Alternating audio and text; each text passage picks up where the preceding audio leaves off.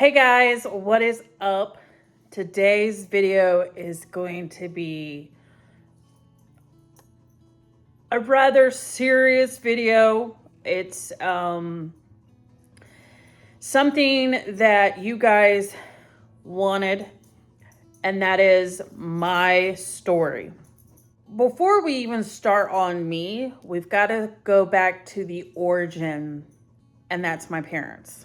My parents met, of course, while my mom was in high school. My dad was her bus driver. My dad helped my mom and a group of her friends with their senior project. I'm not 100% sure like how my parents actually decided to get together. I just know that they were friends before they got together, like they knew each other. So of course, they ended up falling in love and getting married. They ended up getting married March 2nd of 1988. And they ended up having me January 7th of 89. I was born on a Saturday. And I was born during a little snowstorm. And my dad had this truck that didn't have any heat in it. So my papa insisted on me and my mom riding in their vehicle with heat, of course. And my dad had to bear driving the truck with no heat all the way from the hospital to my grandparents' house, which I don't understand why my parents went first to their house. But whatever. This was the 80s, okay? Like, it was a different time. I would say growing up, um, you know, I think I had a normal childhood, if I can remember, but obviously, I don't really remember a whole lot the first part of my childhood. Hey, it's Future Dawn here, aka Editing Dawn. I realized I forgot to add a few things in, so you'll be seeing clips of me looking busted as fuck. But it's just me editing this video, and I needed to come in and add some things that I had originally forgot in those clips. When I was a kid, one of the things that I remember was my dad obviously going to the bars, and he was an alcoholic, right? So when I was little, he had all types of friends. He had bartenders, bikers, regular bartending goer people that were friends with him. He had strippers, he had bouncers. Like, he knew a lot of people out there in that type of scene. My mom occasionally, I don't know if she did it all the time, but I know occasionally she would go with my dad to those places with him and hang out. I guess when I was at my grandparents' house, I'm assuming that's when they would go. And I was over there a lot, so I'm assuming that she would go a lot if she wasn't working, of course. And I also remember them being friends with, of course, strippers and bartenders, and they would come over and hang out either after the bars would close or during the day or whatever. They would all just, be friends, and I also remember calling a lot of, their friends aunts and uncles, and you know I figured I would tell you this because I don't know if this is a part of my story or not, but yeah, my parents knew a lot of strippers and a lot of people that were bartenders and waitress at the bars, and patrons of the bars. So there was all sorts of types of walks of life going in and out of my house. When I was smaller, I do remember that. I do remember one time I had my dad was asleep actually, and my mom was gone to work, and I had cut my hair, and my dad woke up, saw it, and was freaking out. And as soon as he had woke up, there was a knock on the door, and it was one of their stripper friends coming over to, like, you know, talk to him and hang out. And he was so upset at the fact that I cut my hair that she was like trying to calm him down. And she said, you know what, call Jennifer at work, let her know what happened, see if she can get her into a salon somewhere and get her hair fixed. It's fine. And he was so mad because my dad was adamant about girls are supposed to have really, really long hair, and they're supposed to look a certain way, because they're girls, of course. It was just a different time back then anyway. So yeah, so she kind of like calmed him down and was like, yo, don't be mad at her. She was just, curious. She cut her hair. It's fine. We'll cut it and it'll grow back. Like, it's cool. I would say I was probably a typical kid raised in the 90s type thing, I would say from birth to about when I was 7. I was really close with my papaw. I was a papaw's girl. My papaw being my dad's dad. I was constantly over at their house, my grandparents' house, mind you. And they would always take me everywhere with them. My mom was constantly over there if my dad was working. My whole life I was over at my grandparents' house at that point. I remember, them taking me on vacations with them. They would take me out to eat. They would go out and do things with me. They would take me shopping. I feel like my grandparents were the type of grandparents that wanted to spoil the dickens out of me, pretty much.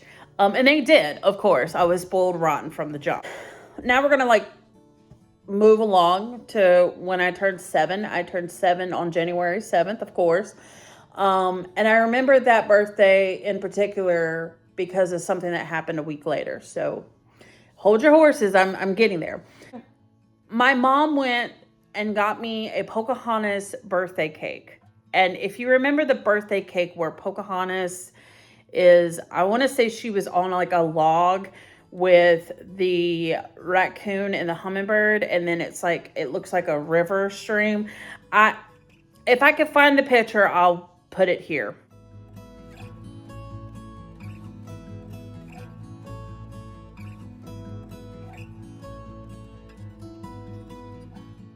I remember, back in the day in the 90s, video rental was something. So I rented the Power Rangers movie that was made in the 90s.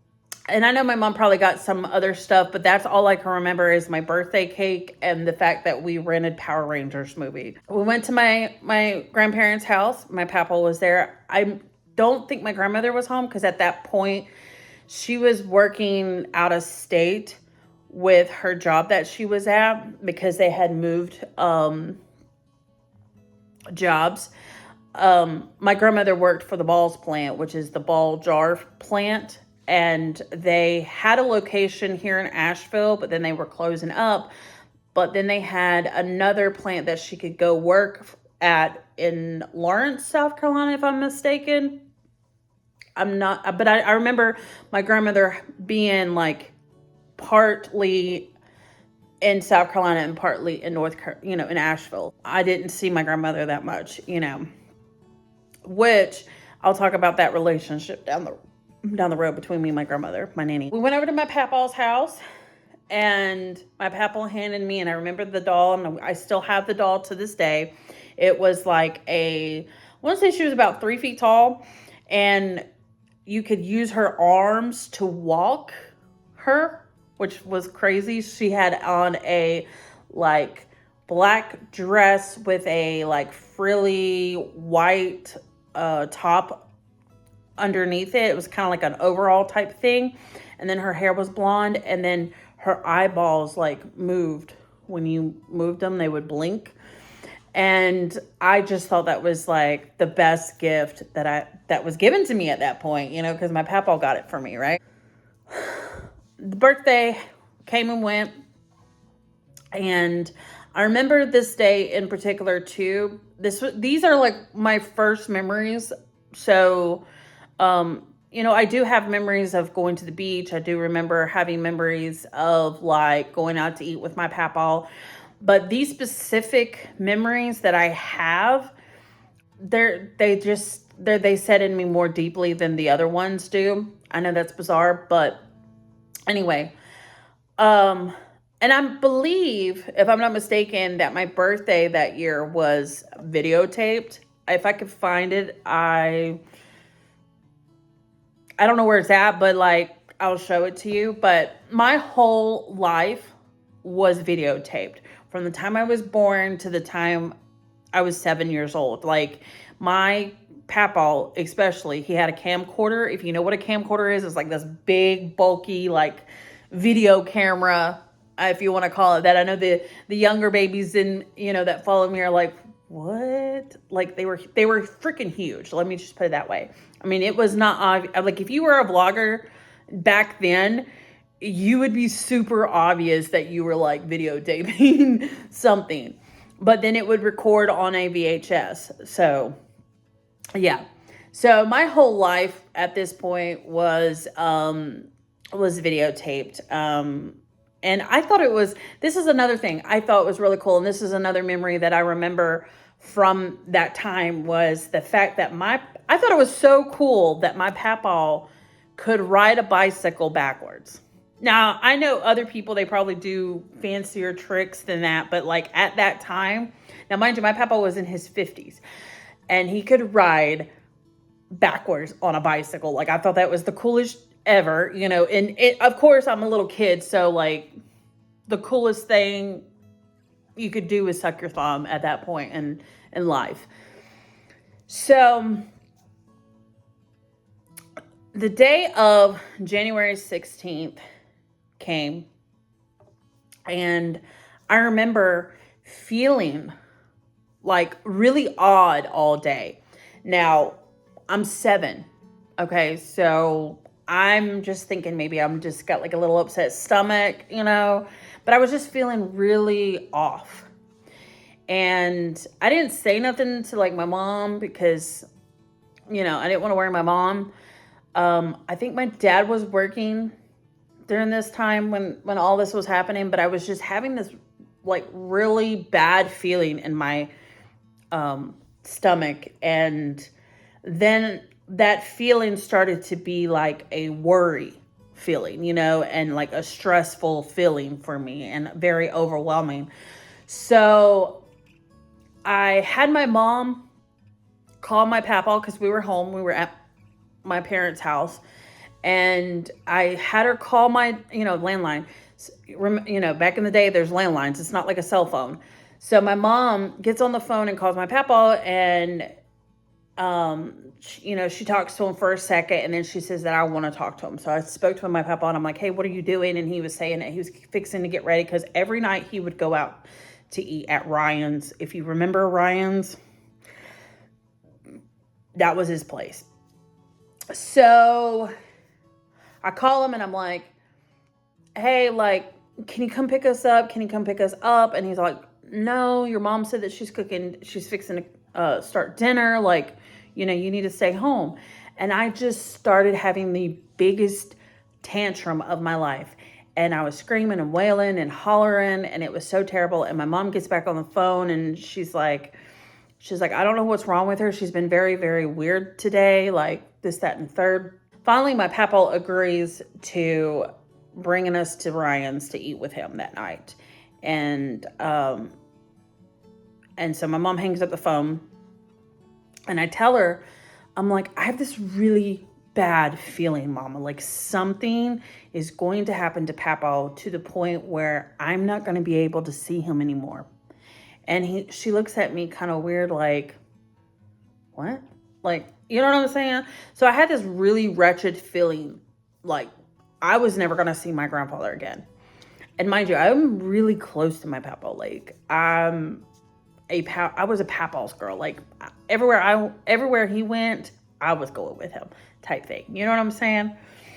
So we eat. I come home, And I still got this feeling, that I'm not going to see my grandfather again. I was in the bed. I was sound asleep at this point.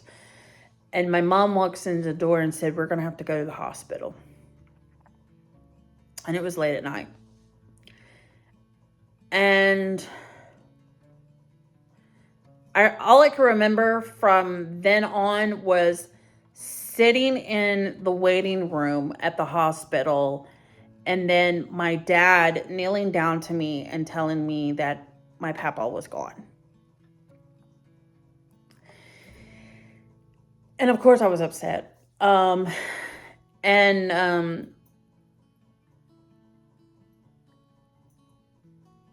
papa had passed away from a heart attack.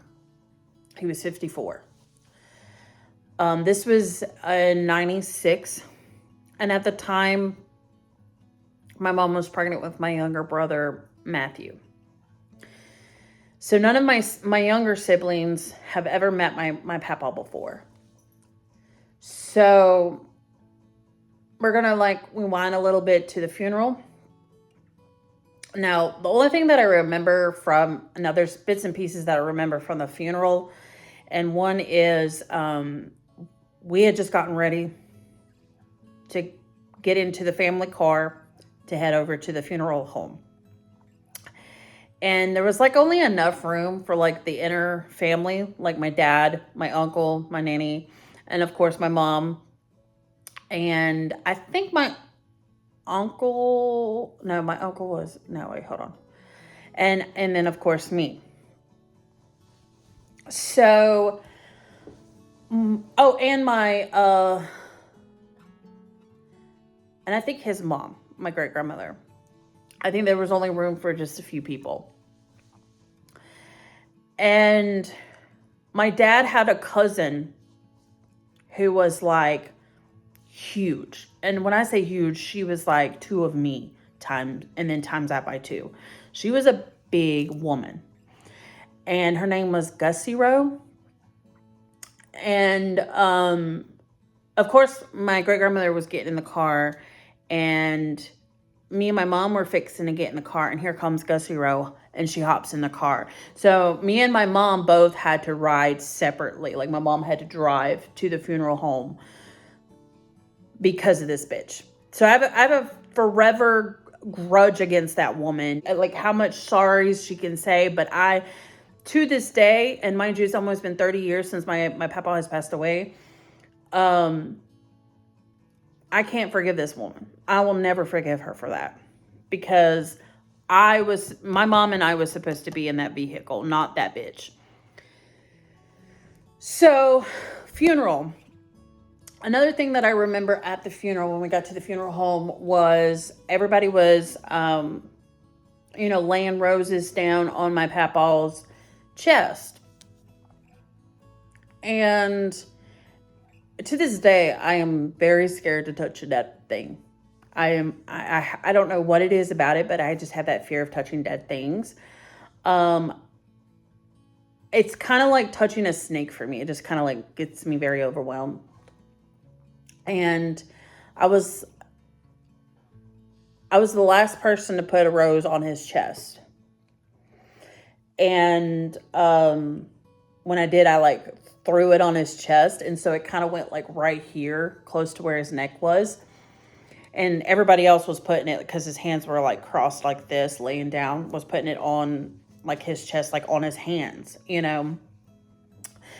And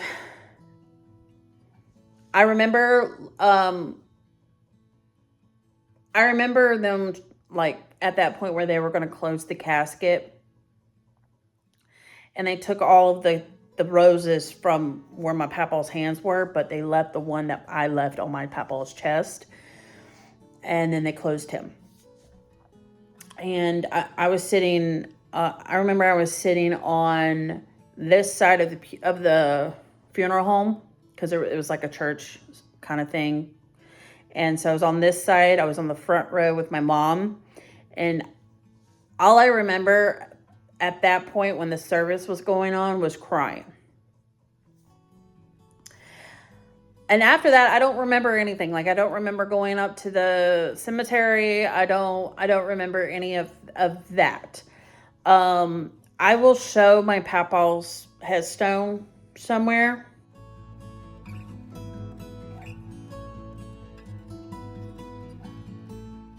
So after that, another thing that I remembered following the funeral, I don't remember the friends and family coming over to eat with us and to kind of talk about my papa's life and, show their condolences and stuff like that.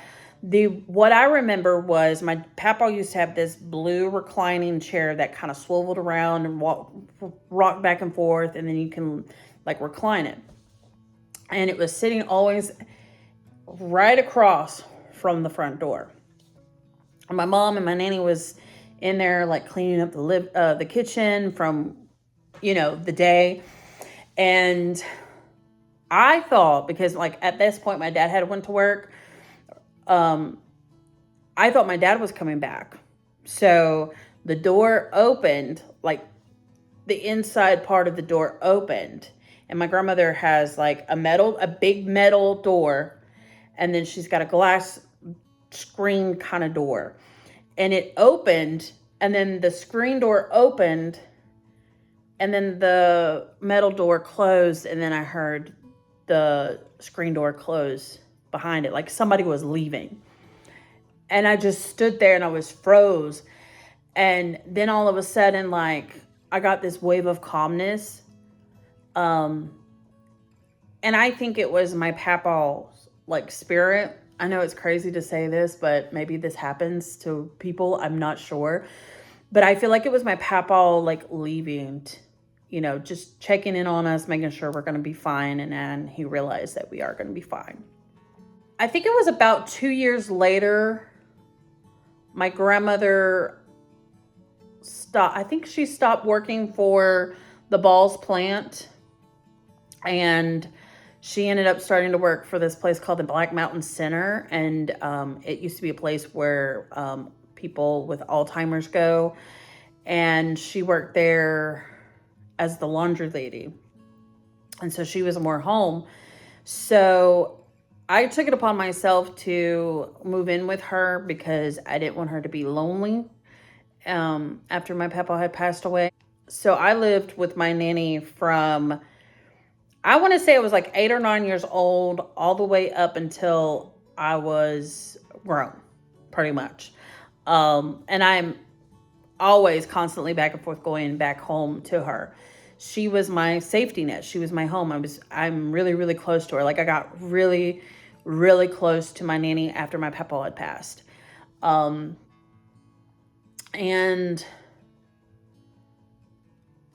she's still living today. She's 81 now. But we always have conversations, me and her talk about, if my papa was alive today, would he be proud of the way that the family is today? And my nanny told me, she's like, well, he wouldn't have been able to handle my cancer. He definitely wouldn't have handled you having Shyla out of wedlock. And the fact that your mom and your dad divorced. He would have had a bad handling with that. So, I was growing up, typical teenager in the 2000s and late 90s. Then, let's see, I was 12, and this is something I don't want to talk about, but I feel like I need to talk about. I was molested. And I didn't say anything. I don't want to really talk about it in depth, but I was molested when I was 12. I'm not going to name who it was. I'm not going to say who it was, but I was molested at 12 years old. And at that point, being 12 and scared to death to tell your parents because, one, you don't want to get in trouble for it, and two, you don't want the other person to get in trouble for it.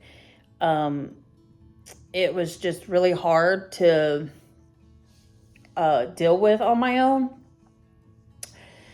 And so I started to dress differently. In my seventh, I think I was in seventh or eighth grade, I started doing the punk rock look, dyed my hair really crazy colors. That's when I started to do the crazy colors in my hair at that point. And I started to think about wanting piercings and tattoos. Well, I always wanted tattoos, even when I was a kid.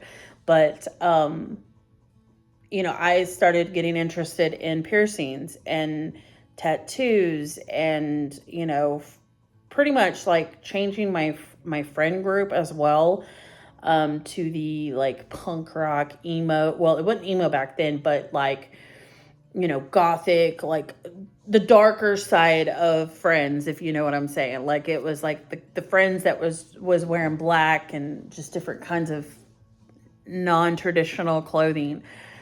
And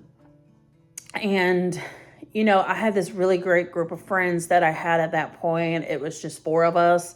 It was one guy and three girls just hanging out. We had this idea to have a band.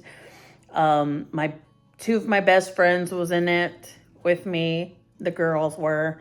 And then, of course, the guy we ended up being friends with, and he was, he was already like learning how to play drums. I think he was a drummer. I think he was our drummer, if I'm not mistaken. And all the rest of us was like, oh yeah, we're going to learn how to play an instrument of some sort. And I thought it would be cool to play piano, I think it was, or keyboard or something like that, and be lead singer. I don't know. It was a wild time in middle school. Let me just put it that way, because I was, after I had gotten, molested and everything, I was going through quite a time. And that lasted up until I was in eighth grade. And then when I got into high school, I went full blown goth girl. I cut my hair this short. And that was actually the last time I cut my hair in for 15 years.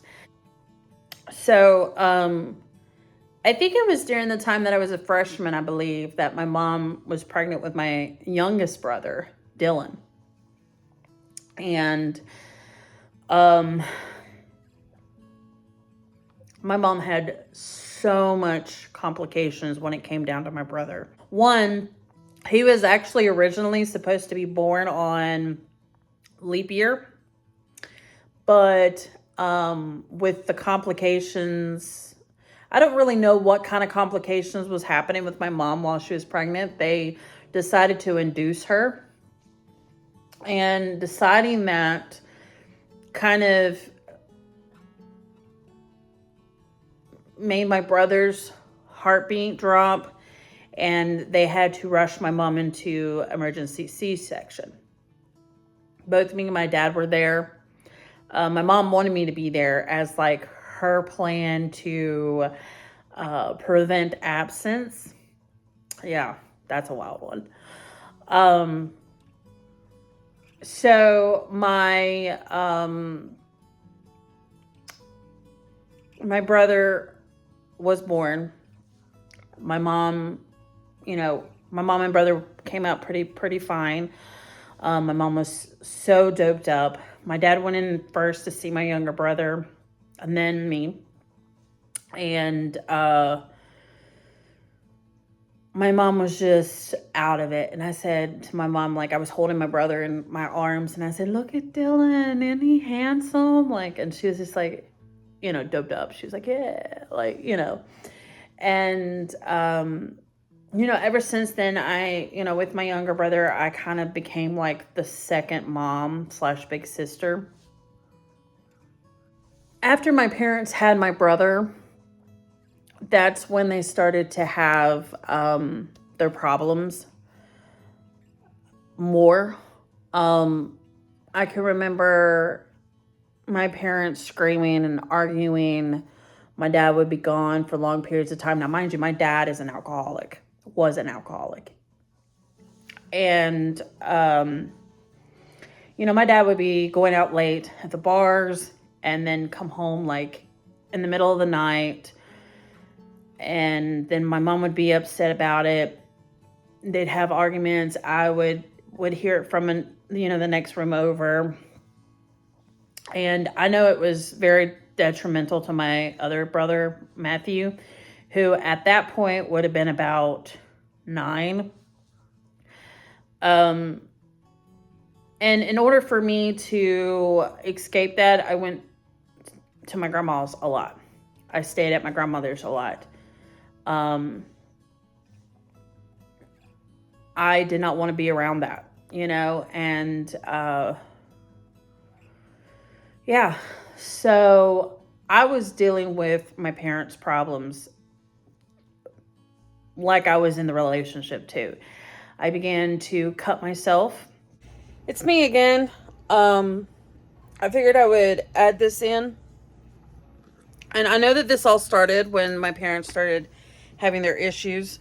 I was a very angry kid at that point because a lot of stuff was coming out that my dad was doing.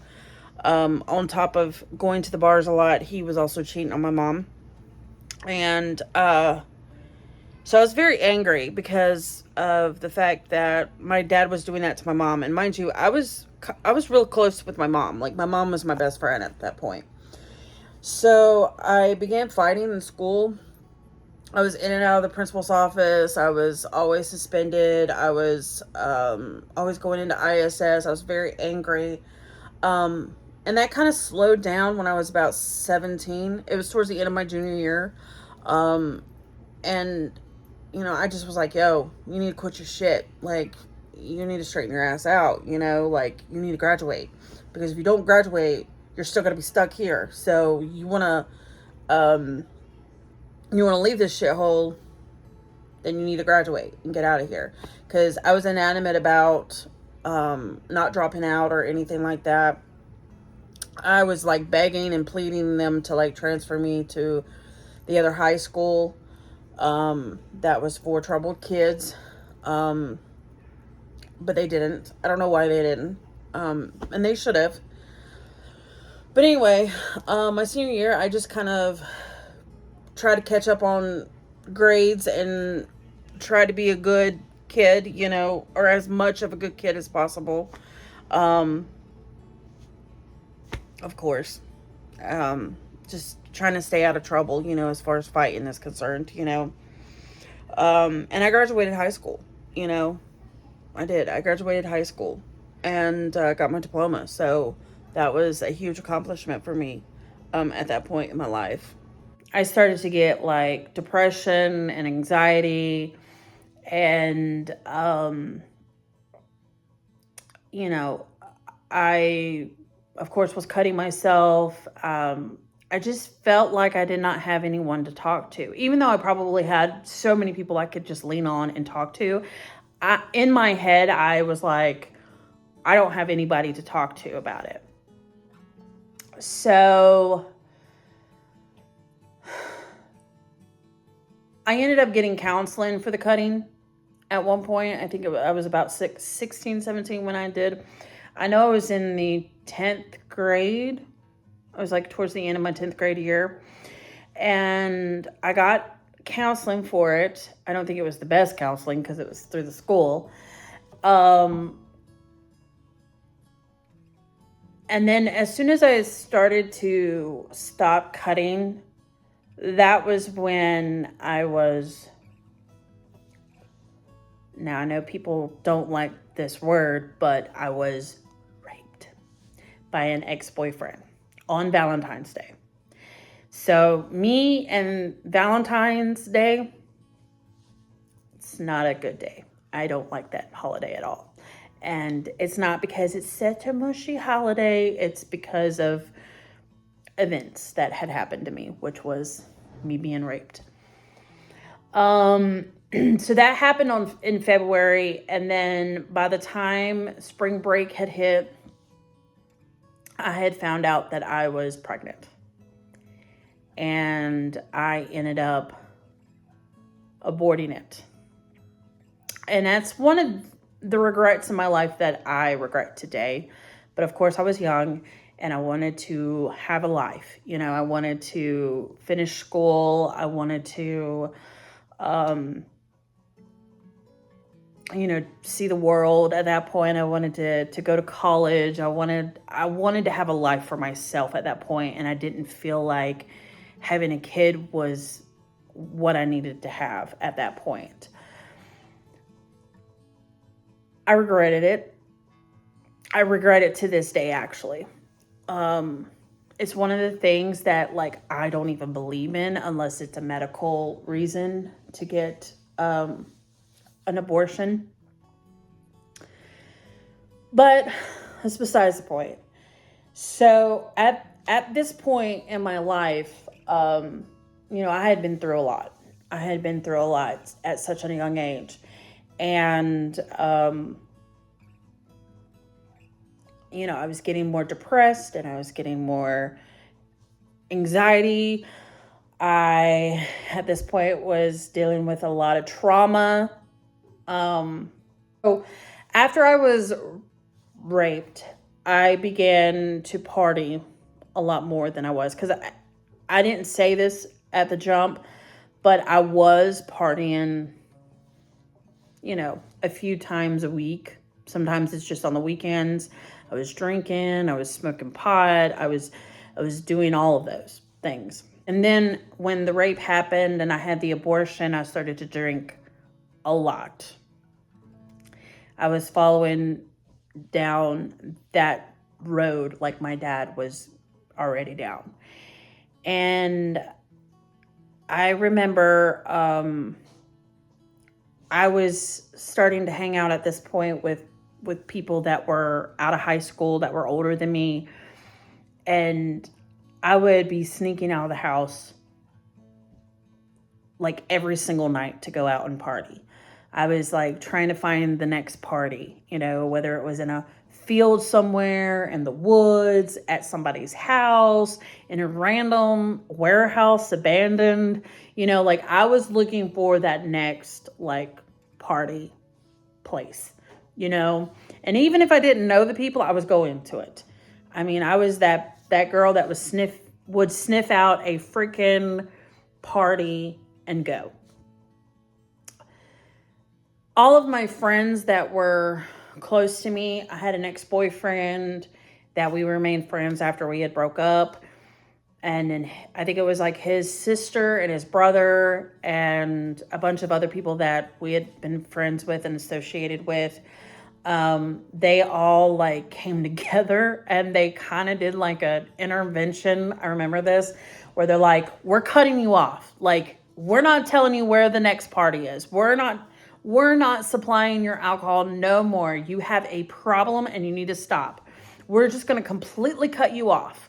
And so that's what they did. They actually cut me off, and I didn't hear from them for like over 6 months. It was wild. And then when they started to reach out to me, they still were like inanimate about like not telling me things. So, I mean, that was my connection there to the party world, was them. And so them cutting me off, it really helped me out because I was able to get my shit together with that. And at that point, let me tell you, I was drinking, I was smoking pot, I was trying shrooms, I had hit acid, I was taking ecstasy, I was, what else was I doing? I think that was pretty much all. Oh, I snorted coke. Yeah, I was snorting coke.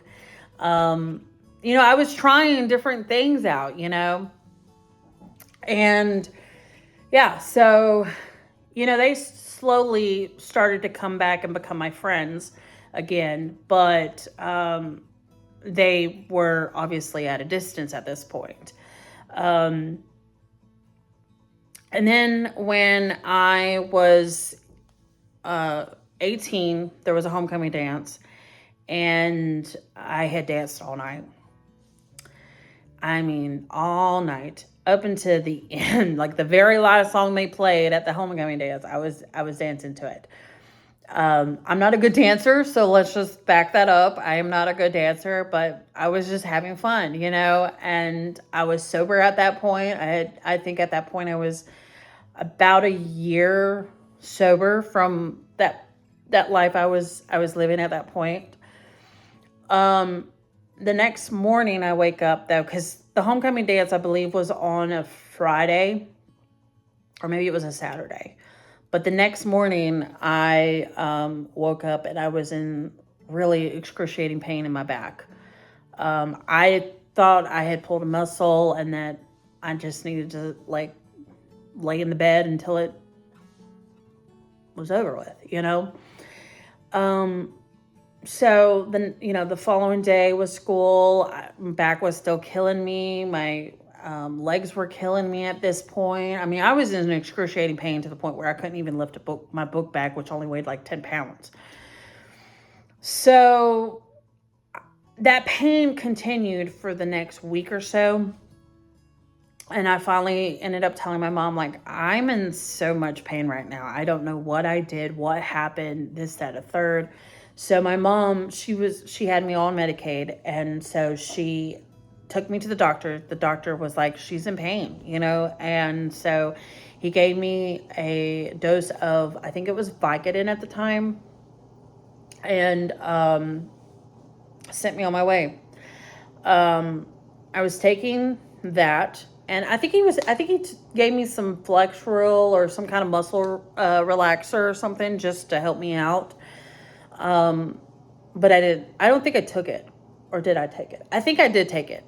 So I was taking the muscle relaxer and the pain pills, and I about a couple of weeks went by. I was still on that medication, and I was noticing that I was starting to feel the pain again.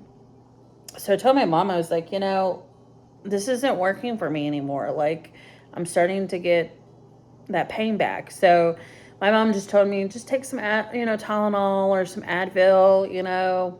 And so I did. Still wasn't working. So we went back to the doctor. The doctor was like, you know what, if you're in that much pain, I need to refer you to a specialist about this, especially your back. So I go to the back doctor. The doctor is like looking at me and examining me, and that's when he notices that I have missing cartilage in my back. And I have missing ligaments in my neck, and some other things going on in my back, like a missing disc, which I found out later that was hereditary. Um, and so he prescribes me Percocets. Lovely Perkies. Got to get percolated, right? Um, and of course, at that point, I was only taking like a 5 milligram pill. And so it was like a very low dose, and he wanted me to take that pill every 4 to 6 hours. And so I started doing that. At first, it was working again, because it was a change in the medication. And that started to, it was about a month at this point. It might have been last time, but I remember it was about a month I was on those, and I started feeling the pain again. So I was doing that routine with the Tylenol and Advil, and that wasn't working. And finally I went back to the doctor. My pain is coming back. And so he's like, okay, I'm going to prescribe you 5 more milligrams, and I want you to take 2 of them at a time. So I started doing that. And then at this point, my Medicaid was going to run out because I was about to be 19. And so my doctor gave me upped my script again. I think at this point I was taking either 15s, I think it was. And he was giving me enough supply to last me for 90 days. So at this point, my Medicaid had run out. I was taking the pills, but I was taking a lot of them at this point. Like I was taking one, it said every 4 hours. I was taking them like every 2 hours, maybe. And I was loving the high off of that. Like I'm telling you, the first time you have your first high, and I'm not recommending anybody to get high, you're after that, you're always chasing that first high. It's always something that a person who is in addiction is doing, is chasing and finding that first high again. I know it was for me, at least. So Medicaid ran out. So I don't know why I forgot this, but 3 days before I turned 18, my dad got locked up because he was an alcoholic. And he was sentenced to 2 years in prison. But because of his good behavior and he did work release and stuff, he got it cut down to 7 months. He completely missed my graduation, my 18th birthday, my prom, my senior prom, actually. Yeah, and so I had a lot of animosity towards that shit. My dad missed huge significant things in my life at that point, and I was pretty upset with him about that. But I still wanted to be there, I wanted to be there for my dad, and when my dad got out, he immediately went straight to the bars. Again. But he eventually quit drinking. And I want to say that his wife now pretty much helped him with that. I'm not 100% sure exactly, but my dad, he's been sober since he's met his wife, and he's known his wife since I think I was almost 19 when they got together. So yeah, I want to obviously thank her for straightening him out. But you know what I'm saying? My dad, he missed a lot of things in my life, and I was upset about it. I was also upset at the fact that, he had moved on from my mom. There was a lot of stuff that I had a grudge on against my dad at that point in my life, and I didn't really see him as a dad at that point. And I know that was fucked up. I mean, nowadays I see him as my father, and I'm building a relationship with my dad because, my dad's getting older, and of course I want to be there for him and stuff. But, today it's, our relationship is 10 times better than what it was back then.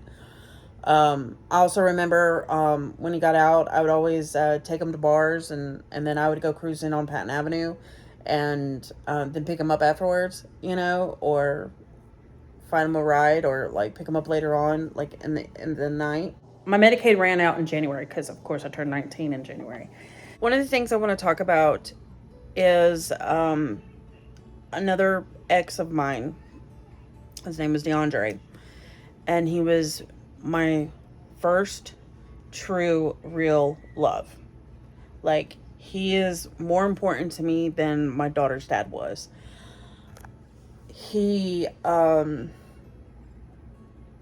think I loved him from the jump. I met him when I was 18.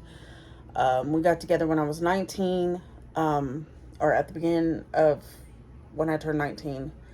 And he was just, he was my best friend, at the time. And, we had broken up on and off over the years. Actually, as a matter of fact, he was the first guy that my daughter called dad. And he, his mom, thought the world of me, thought of me like her own kid. Even though I'm a different complexion than they were. And his passing, he passed away in 2022. And I think I've vlogged it, or I might have talked about it or mentioned it before. It really hurt me. It really did. And it just didn't feel like it was real at the same time. And, you know, I remember the last thing that we spoke on was I was apologizing to him about um, all the crappy shit that I did. And he was just like, you know what, just remember the good times that we had. You know, remember the good memories. That's what's important. And literally, I think it was like a week or two later, he had passed. And yeah, I was highly affected over that. And at that point, when he passed away, I was contemplating relapsing again, and like I was there was a lot of things that I was dealing with that. And I just prayed and prayed and prayed about it, and I want to say he got me through it, him and God. Um, but I never really mourned him until here recently, and he's been gone for 3 years. And in June or the end of May, I believe it was, I met my daughter's dad. And we began dating. And I was talking to him about how I'm in so much excruciating pain. And I love the feeling of being on pain pills. And he's like, I got you. I can go up the street and get you some. You just got to give me some money for it, though, of course, because the person, expects that. So I was like, well, how much? And so he's like, it's only like, at this point, it was only like 50 cents or 75 cents a milligram or something like that. So I gave him, I think, like $100. He ran down the street, in my car, actually, and came back with a little cigarette, like the plastic that goes around the cigarette box, like full of pain pills. And so he hands them to me. I hand them to for going out and getting them, just out of like, thank you, And he like goes on the countertop in the kitchen and he crushes the pill up and snorts it. And I was like, what the fuck? Like my whole like jaw down to the floor. And I'm like, what? So he's like, yeah, it's quick. Like it's instant, like he was explaining it to me. And so I snorted my first pill with my baby daddy. I did a lot of things first with my baby daddy. Then we had broken up. And of course, I couldn't get in reach of him for any more pain pills. So I was coming down and getting off of that. Every time me and my baby daddy was together, I was doing pills. Every time. And we had been on and off, on and off, on and off multiple times. And I think that's like kind of the kickstart to my pain pill addiction. In 2009, I found out I was pregnant with Shyla. And, of course, in July of 2010, I had her. And so at this point in my life, I was like inanimate about staying clean and not doing anything. But that only lasted 2 years. And I think that was like the longest time at that point that I'd been without any kind of drugs. And that's including like smoking pot. And of course, I started to use pills again at that point. And I think when my daughter was about 3, that's when I married my baby daddy. And that's when the abuse started. And I mean, it was like the second that we got married. Like literally we got married, and that night he was like throwing me down in the hotel room and like hitting me. Like it was bad. And I said, what in the world did I just do? And at that point I said, I'm binded. I'm stuck, Uh, so we ended up at one point in, I believe it was 2013, might have been 2012, being homeless well, I was, for a little over, I want to say like a month. And then we ended up moving into the hood after that. Me, my daughter, and the baby daddy. We were good. At first, we were happy that we had gotten a place, everything was all good. And then I would say it was like probably, no, it was 2013, I lied. So, because 2013 is when I moved into my, that apartment in the hood.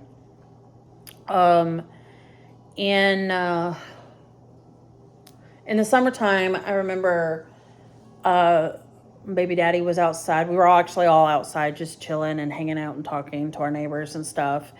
And he was playing basketball with the kids. And he ended up falling and hitting his head.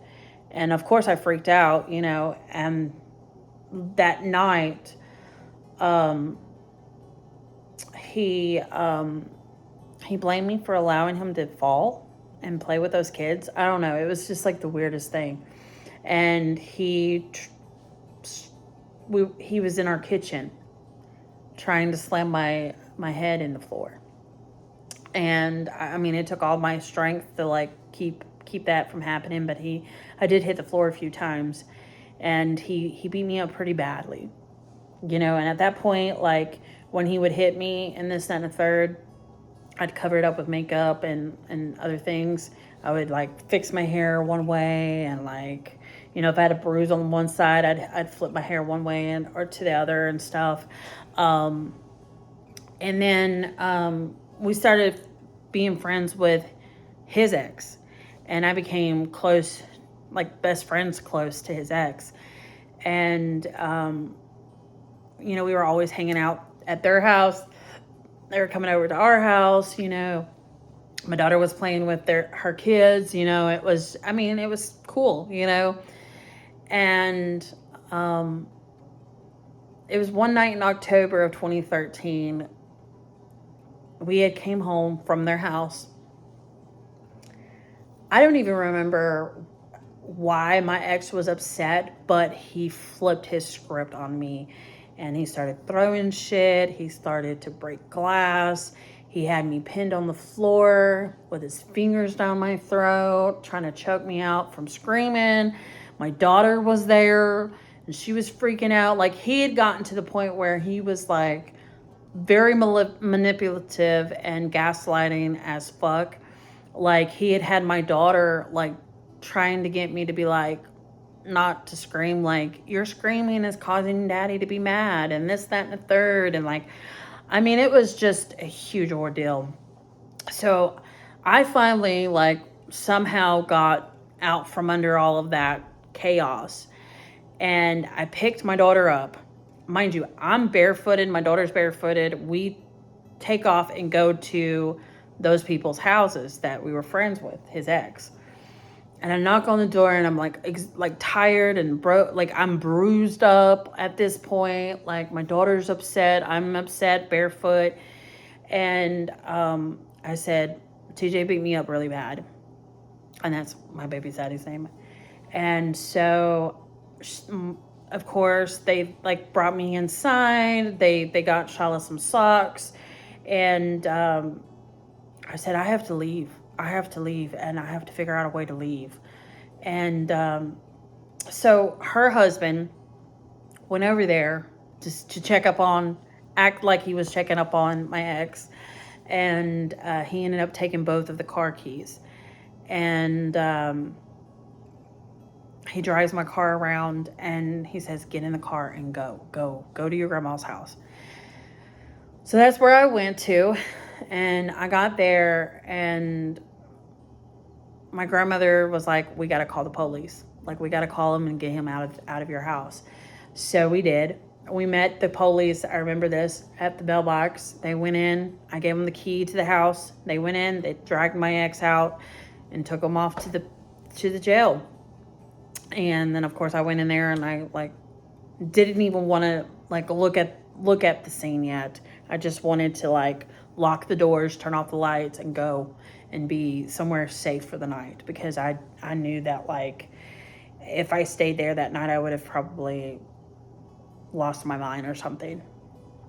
So of course we went to court for the whole mess. I got a 50B on him, and that was it for that.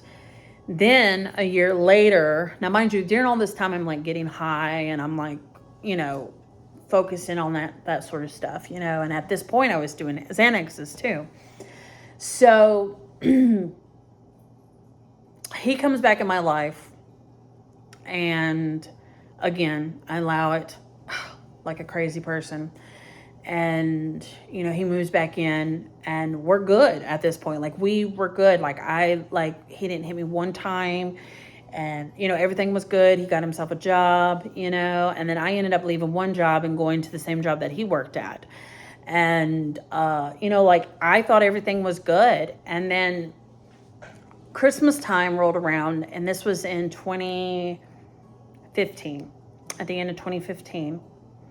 And it was like 2 weeks beforehand. It was right before Christmas. My grandmother had her birthday dinner. And apparently I went to this, but I was high as all get out. Like, I was like gone, very gone. Like, to the point where like my ex had to carry me out. And I mean, it was really, really bad. And the next day, it was the 19th, I woke up and I said, wait, did we not go to, my nanny's birthday dinner? And he's like, oh, we went, but you weren't there. Like, I mean, you were there, but you weren't there. You know what I'm saying? He said, I had to carry you out. Like, you were drooling, you were in your food. Like, it was bad. I was contemplating just leaving and taking you in the middle of it. And I said, I don't remember any of this. And mind you, at this point in my addiction, I had kept the whole thing private from everybody, from my whole family, from my kid, from my friends, some of my friends, not all of them. Some of the friends that I didn't keep that from, they were actually like a part of doing it as well. You know what I'm saying? So I looked at him, and mind you, we had woken up about our normal time, which was 9, 10 o'clock. And I just looked at him and I said, I'm done. I'm done getting high. And he looks at me and he's like, baby, no, like, you're not done, are you? And I'm like, yeah, absolutely done. No more. So for the first week, I was so dope sick that I couldn't do anything. And then Christmas time rolls around. We go and celebrate Christmas with family. Everything was good. I remember it all. Like, I remember the whole day, and it was the best feeling in the world. And then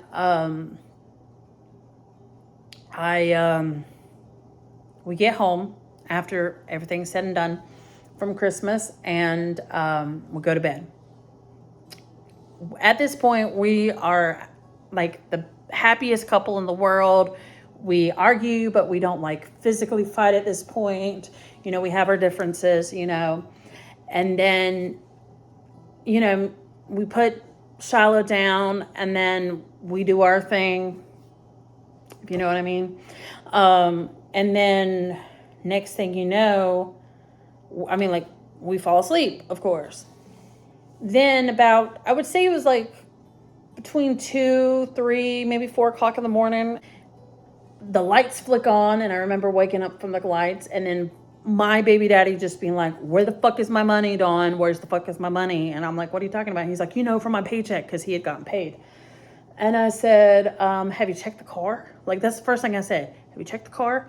He's like, why would it be in the car for? I had it with me in my wallet and this, that, and the third. Did you take my money? Like, are you trying to steal from me, your own husband? Like, what the fuck? Like, like, he was going on. And at this point, he was yelling at me to the point where he woke my kid up. And mind you, at this point, my daughter was in, sleeping in the same bed, sleeping in the bed with me, right next to me. And so she was waking up like, confused, like, what's going on? And I told him, I said, in the morning time, go down to the car and look in between the seats where everything gets lost at. And I guarantee you'll find it. And I wasn't trying to be a smartass about it. I was just trying to be like calm about it, And he was like, what the fuck are you talking about? You're a lying ass bitch. You thief. This, that, and the third. Yada. Now, mind you, I have never stolen anything from my baby daddy ever a day in his fucking life at this point. And I'm just like I'm still in a sleep, kind of mode, like trying to wake up from it. And I'm like, what? Why are you even accusing me of this shit? And he's like, shut the fuck up, you stupid bitch. And he flips out, throws a fucking steel toe boot at my head, misses Shiloh and hits the wall. And he just hops on the bed and starts like wailing on me. He's shoving his notorious thing to do to shut a bitch up is to shove all of his fingers down their fucking throat. Like pussy. Anyway, so that's his way of like preventing me from screaming and hollering and this, that, and the third. And then all of a sudden, like, he's, we're fighting, we're wrestling, we're trampling on each other, this, that, and the third. And then all of a sudden, like, the police shows up. And he's like, shut the fuck up. Don't say I beat the fuck out of you. Like, he was trying to tell me, like, don't say nothing, And so they come upstairs, or he goes downstairs. They immediately arrest him. And so then they go upstairs, and then I'm like sitting here like on the bed still, like freaking out, like crying, like trying to prevent from crying, not trying to make it obvious that like he just beat the shit out of me. But my daughter's upset, so it's like kind of hard for me to like control my kids' upsetness, and she's like all curled up next to me on one side, and they're like, what happened tonight? And I was like, nothing. I literally said that. And they're like, come on, what happened? Like, why were we called tonight? And I still was inanimate about it. And they said, you know what? If you don't tell me what's going on, you're going to jail. And they literally said that to me. And I said, I told them what happened. And so they arrested him. They said, we're going to have to open up a DSS case on you because of the fact that this was a domestic situation. And I was like, oh, God, great. You know what I mean? Like, that's lovely. And yeah, so of course, again, I went to my grandma's, and I was inanimate about not seeing him, so I didn't see him. And so at that point, I was still clean through all this, mind you, or getting clean, I should say. And yeah, I went to my grandma's house, and I couldn't sleep that night. Of course, I couldn't go back to sleep. My daughter, of course, she took her into the bedroom, and they fell asleep. And then the next day, my grandmother, I was still there, and I stayed with her for like 7 years at that point, up from then on out. I think because of the mixture of, the stress, the PTSD, the depression, the trauma of that night, my withdrawals heightened up more, and I remember it was like 2 days later, I was just so sick. Like, I felt like I was dying, and I was cold and then hot, and, I had like the worst detoxing of my life from this. And it was good though. I needed it, and I at one point was like, I prayed to God, and I said, God, I know I've not been around lately, but if you can get me through this, I swear I will never, never get high again. And I kept my word on that. I kept my word on that. Now it's been 9 years, so I've kept my word. Um, so yeah, my grandmother, she was my rock through that. She bought me a Bible. She bought me different books about getting sober and staying sober and this, that, and the third. And she took me to church, and she got me out doing stuff like that, and if it wasn't for her at the beginning, I wouldn't be where I'm at today. I would probably would have relapsed again. But that woman was my rock. That woman, she means the world to me because she got me through this rough time in my life. And of course, you guys are probably going to ask in the comments, like, why did you go back to him a second time and a third? Like, why? Like, he's a piece of shit. Well, when you're quote unquote in love, you don't really care. You just want to be with that person. And of course, I was blinded, I guess you would say. I didn't care. I think I just wanted my kid to have her dad in her life at that point. And looking back now, he's dead to me, after all of that. And, it's cool. My daughter doesn't have a relationship with him, and it's been 9 years, and she's okay with it. Mind you, he's never reached out to her. And she's, of course, has reached out to him, I think, like one time, and he's not reached out back. So I told her, I said, you know how he feels about it. He knows how he feels. You just, if he's not responding back, this is how he feels towards you. And I know it's sad and it's heartbreaking, but you've been without him this long. What's more? And I'm not the type of person to coerce my daughter into anything. Like, this is clearly all of her decision. I think one day she will try to connect with him. I feel like she should do it when she's an adult and she's got more of a better headspace than she is now as a teenager. I think that she should just enjoy being a teenager and doing her thing like that. As of for me, though, today, let's talk about today and how I am today. Of course, I am doing better. I'm healthy. I'm not only healthy physically, but mentally. There are some things that I do need to work on as far as both things.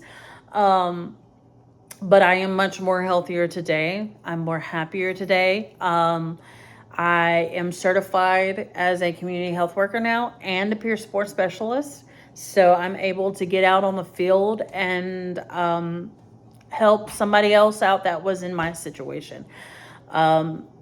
My plans are to eventually do something in domestic violence and that sort of stuff. That's really my pool, is that and youth.